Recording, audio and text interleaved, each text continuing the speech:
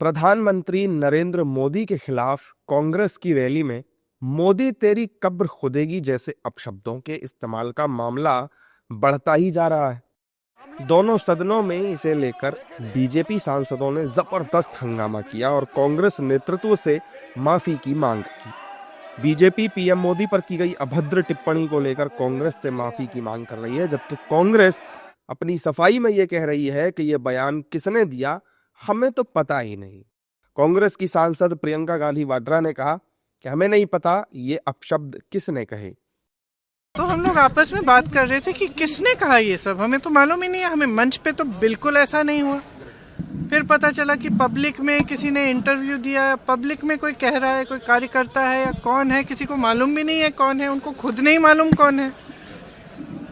तो सदन में उठा क्यों रहे हैं, और वो भी क्वेश्चन आवर के टाइम। मुझे लगता है चलाना ही नहीं चाह रहे हैं। अब किस लिए हमने पोल्यूशन पे डिबेट मांगा है, वो भी नहीं कर रहे हैं। तो मतलब अगर सदन चलाना ही नहीं है तो फिर ऐसे, इससे अच्छा तो बंद कर दीजिए।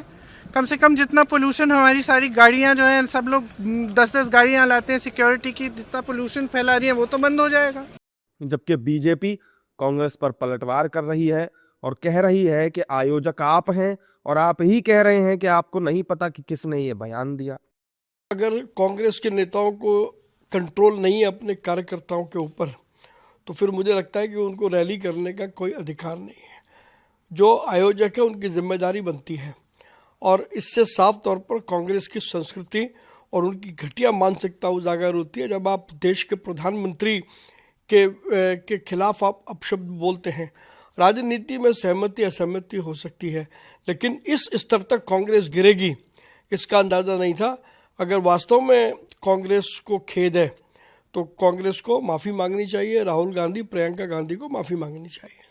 बहरहाल बीजेपी अड़ी हुई है कि कांग्रेस माफी मांगे, जिसकी वजह से संसद में हंगामा हो रहा है। प्रधानमंत्री के खिलाफ नारेबाजी और माफी की मांग को लेकर दोनों सदनों में मंगलवार को जमकर हंगामा हुआ। दोनों सदनों की कार्यवाही सुबह 11 बजे शुरू हुई थी, लेकिन शोर शराबे की वजह से 10 मिनट भी चर्चा नहीं हो पाई और कार्यवाही दोपहर 12 बजे तक स्थगित कर दी गई।